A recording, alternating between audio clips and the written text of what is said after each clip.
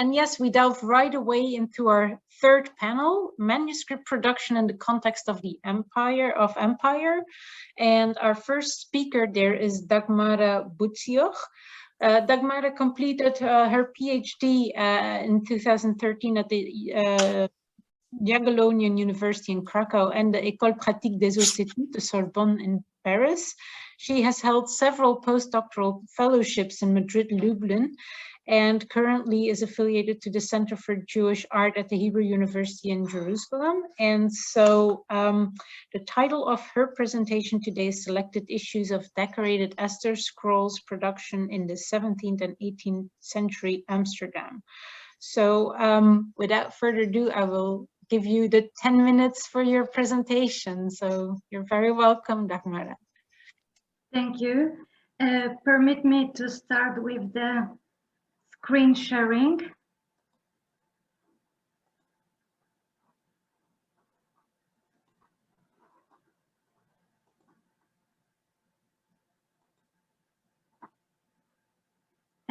Thank you for inviting me to present some results of my research on the Amsterdam decorated Esther scrolls.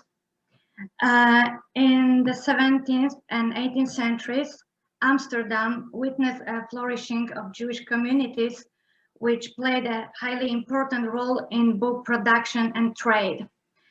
Printing houses active in the city issued a significant percentage of the era's Jewish books, but simultaneously it was still one of the leading centers of manuscripts production, including decorated Esther scrolls.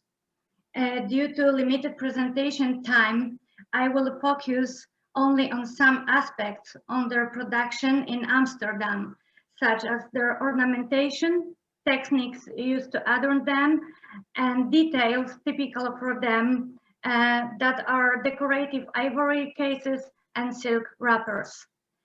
It is believed that decorated Megillot Esther emerged in the second half of the 16th century in Italy, which was the main center of their production.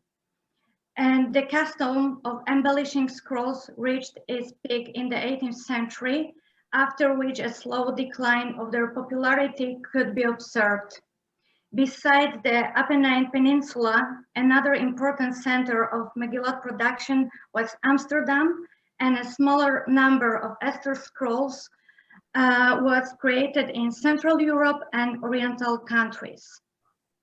The earliest currently known decorated and dated Megillah was copied and embellished by Stelina, daughter of Menahem, in Venice in 1564, as she tells us in her colophon closing the manuscript. Whereas the first Amsterdam Megillot appeared only around 1641, and that is 77 years after the creation of the scroll by Stelina. All early decorated scrolls produced in the city are works of Shalom ben Mordechai Italia, a Mantua-born artist who may have encountered such manuscripts already being created in the north part of the peninsula. Only very scarce information about his life can be determined, but we know that he settled in Amsterdam in 1641 when he was 21 and stayed in the city for several years, possibly until about 1649. Shalom Italia created here all his most important works, including several patterns for lavishly decorated Megillot Esther. Some of them are signed in the Latin or Hebrew alphabet, while other unsigned scrolls can be attributed to him based on the style. And the slide shows two of his signatures that are hidden in the engraved patterns. All the scrolls designed by Shalom Italia are parchment manuscripts, but among them there are examples decorated by hand and adorned with printed borders. And their examples can be seen on the slide. These two methods were implemented in numerous other scrolls produced in Amsterdam. In most of the Italia's patterns, the Hebrew text of the Book of Esther is inscribed within a sophisticated architectural framing of repeating arcades supporting elaborate decoration composed of numerous details such as sitting women with palm branches, flower-filled vases, masks, and garlands. They open with elaborate compositions including cartouches supported by angels, birds, and other animals such as a monkey, a cat, or a squirrel. Additionally, they're adorned with miniature landscapes, including rather astonishing details such as ducks on a pond or horse hunting. Only two details of Italia's decorative borders are directly related to the Esther story. There are narrative scenes from the Book of Esther and full representations of the Purim story characters between the text columns. They are visible on the slide.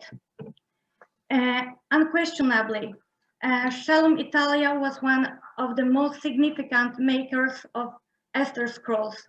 He was also a forerunner of embellishing them with fine hand drawing using pen and brown ink. However, at least a dozen other magnificent examples of the Amsterdam scrolls executed in sepia in the second half of the 17th century are held in various collections around the world. They may be inspired by Andrésite paintings imitating sculptures, a popular trend in the art of Holland, Germany, and France in the 17th and 18th centuries. These Amsterdam Megillot feature high-quality monochromatic drawings, which fill a large part of each parchment membrane, surrounding panels framing 2 or 3 columns of text, such as this one on a slide. These well-planned and sophisticated borders are composed of minutely depicted scenes from the Book of Esther, surrounded by elaborate foliage and floral ornaments in which animals, satyrs, dragon, or putti are entangled. Here again, we can see that the most of the motifs are only barely related to the narrative, and some of them are even astonishing in the context of the religious nature of the scrolls and the Purim story. However, it should be stressed that no Jewish influences were typical for decorated Megillot, not only for those produced in Amsterdam. Such high-quality workmanship can be seen, for example, in a manuscript held by the Jewish Theological Seminary in New York, which opens with a detailed and very attractive representation of the triumph of Mordecai. This slide shows the depiction of Mordecai mounted on a horse that is led by Haman, and it is easily seen how detailed and well executed the drawing is. Some of these sepia scrolls are extraordinary examples, not only thanks to the high quality drawings, but also due to numerous allusions to midrashim depicted in them and their visual interpretation. Moreover, they represent midrashic episodes that cannot be found in decorated scrolls of any other origin, such as Haman as a barber who prepares Mordecai for a parade through the streets of Shushan, Mordecai as a learned man, or the throne of Ahasuerus that is shown as the throne of King Solomon with animals sitting on its steps. And the latter is visible on the slide. No less important are the materials used to produce those manuscripts. Unquestionably, they were luxury objects, as is proven not only by their high-quality penmanship on parchment, but also by the cases and wrappers which accompany at least some of them. We can notice that relatively numerous Megillot are stored in carved ivory cases, while others are mounted on rollers with decorative ivory finals. Moreover, preserved examples demonstrate a local Amsterdam custom to wrap the scrolls with belts of fabric that were stitched underneath the first membrane or a part of it. They are made of silk, and in some cases, the fabric is additionally decorated with multicolored strips or for ornaments.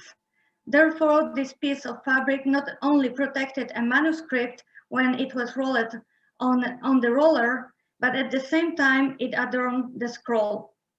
During my research on Esther scrolls, I came across an extraordinary manuscript embellished with very fine and elaborate drawings in sepia and written in attractive handwriting with tagine.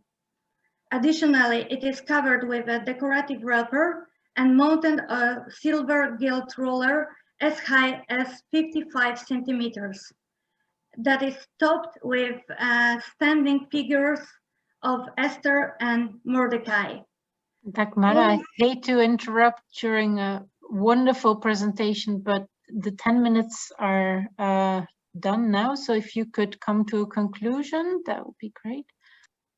Okay, so I would like to finish with all this proof that we are dealing with the object of the highest quality. And in sum, I believe that decorated Megillot Esther from Amsterdam are a fascinating and still under-researched chapter in the history of Amsterdam book production, and we need further research that will allow us to reveal some more insights into them. Thank you. Thank you so much. This was really a wonderful visual presentation, and I'm sure there will be many questions.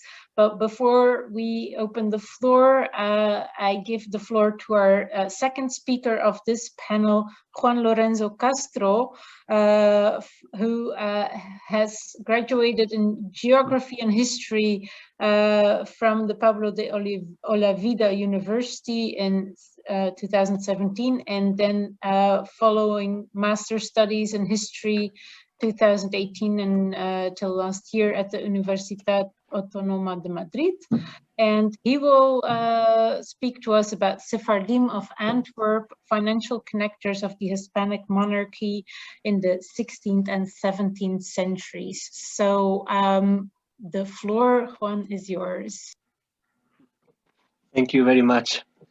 Well, good afternoon. First of all, I want to thank the organizers for making this event possible and to those here present for their attention. The studies that I present here have their origin in a first work about the relationship between the Hispanic monarchy and the financiers of Judeo-convert origin in the decades of the 20s, 30s, and 40s of the 17th century. And in a later extension of these studies, which covers the development of the Sephardic community in Antwerp during the government of the Hispanic Habsburg monarchy over the Burgundy Circle between the 16th and 17th centuries, from its origins to its virtual dissolution, following the model of the work made by Francesca Trivellato with the Sephardim of Livorno. Although the Sephardic diaspora can anchor its precedents beforehand, I focus on the events that occurred after the expulsions of 1492 by the Catholic monarchs of Spain and that of 1497 by Dom Manuel I of Portugal, making this an Iberian affair. Because of these two expulsions, because of them, an important Sephardic contingent settled in the Netherlands at the beginning of the 16th century, and in particular, in the city of Antwerp. Why here?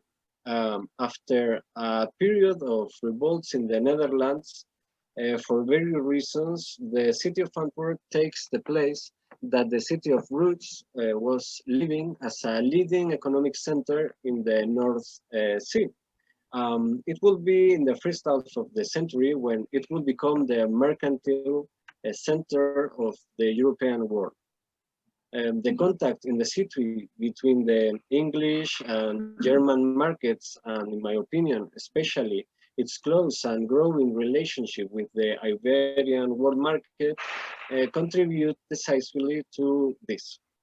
Principally because of the Portuguese monopoly on pepper, as well as the Castilian wool and its overseas products that were consumed there. The merchants of Sephardic Christian New Origin were an essential node of this system by possessing a series of skills and competitive advantages, such as an extraordinary command of a variety of languages and the usual possession of relatives in territories with different religious confessions, which allowed them to operate in territories so different, such as America, Ottoman Empire, Maghreb, and later the United Provinces. In the mid-16th century, the Sephardim, that had a large and sophisticated semi-Christianized commercial elite by then, with experience in financing long-distance travels and marketing capital-intensive products, but on the other hand, also they were grappled with the burden of having a lineage of Jewish origin within the Catholic monarchy, whether they had been kept in the law of Moses or not, which made them also vulnerable to political and religious powers or competitors. They were often in a relevant but also dangerous position, as it is shown in the Mendes case. The Mendes case were about two brothers of Iberian origin, main agents of the trust that buys the whole pepper from the King of Portugal to be resold in Antwerp. One of the two brothers was accused of being in touch with the Levantine Jews, monopolizing spices and professing Judaism himself. Maria of Hungary, who was governor of the Low Countries, then had him arrested in 1551, along with other rich merchants. This causes a great stir and division of opinions and actions in the city, as there are merchants who take it as an attack on their freedoms. It also endangers the benefit of Amberino people and the kings of Portugal themselves, who sent letters to his cousin, the Emperor Carlos, with the explicit request of freedom for Mendes. It also was accompanied by some cards, one card from the King of England. Mendes was finally released in 1536 after making a false loan in favor of the emperor's governments. In general terms, there is a period of very important growth of the city until 1566, when the great disturbances caused by the outbreak of the Protestant revolts occur, initiating a time of enormous instability for the region and the city that changed hands in the next 2 decades. Until the definitive taking of the city by the troops of Farnese in 1585. This stage supposed an irreparable erosion in terms of human lives and material goods. The closing of the mouths of the Schild in 1595 was supposed to be the coup de grace for the local economy. It is here that traditionally the definitive decline of the Sephardic community in Antwerp has been marked. However, the normalization of the 17 provinces as the military arena of Europe also meant the constant arrival of large amount of cash and the impulse of local ship owners and carriers between they were sometimes also Sephardic businessmen who take care of some of these tasks. During this time, the Antwerp-Lisbon axis was losing importance for the mercantile communities that became more and more interested in the Seville-Madrid axis. Already in 1576, the Portuguese had credit in Antwerp thanks to the sale of spices, and they were looking forward to using it to pay asientos. Furthermore, after the union of the crown of Portugal in 1580 within the Spanish monarchy, their position was improved to participate both in the Indian race, the Portuguese and the Castilian, and the accounts of the crown, taking advantage of the fact that both Madrid and Brussels were trying to attract new moneylenders to replace those of the Genoese people. They were looking active commercial networks along the Atlantic routes. At the beginning of 1626, a plan from Brussels was presented to the Council of State to attract those Flemish and Portuguese merchant bankers from Antwerp to finance the war. A plan that was carried out in the form of asientos, and what leads the Amberine of Sephardim to further close the turn towards the Antwerp axis, Lisbon, Madrid, Seville. This meeting involved an intense relationship that would last at least 2 decades until it was weakened by the international situation created after the Westphalia Agreements in 1648 and the Prenis Agreement in 1659. Once Westphalia had passed, classical historiography put the last nail on the relationship of the Hispanic monarchy with the Sephardic Jews, taking into account that this fact coincides with the succession of Portugal. However, this thesis has been questioned in recent years. In fact, the Sephardic financiers continued to diversify their businesses. One of the most interesting roles they go on to play is that of the diplomatic Jews, studied by Jonathan Israel. Again, very sorry to interrupt, but the 10 minutes have also passed. So if you could come to a conclusion. Yes, I'm very near to this. Well, those characters were involved in the peace talks, as it is shown in the Schoenberg case studied by Manuel Herrera. Well, finally, this leads us to the second half of the 7th century, when a series of letters appears made by a group of Dutch Sephardim to the governor of the southern Netherlands, by then Leopold Wilhelm, to build a secret synagogue in Borgerhout, a suburb of Antwerp. And to this are subsequently added a series of similar letters addressed to Leopold and his successors with intention of enabling Jewish communities or facilitating their stay in the southern Netherlands. This indicates to us the firmness of the possibility that in Antwerp, the community, not only Sephardic, but crypto-Jewish, was far from disappearing. Moreover, this community will be the alternative center to Amsterdam used by the Sephardic Jews in the region. This is that I hope to be able to explore in greater depth in the future. So far, my presentation. Thank you very much for your time and attention.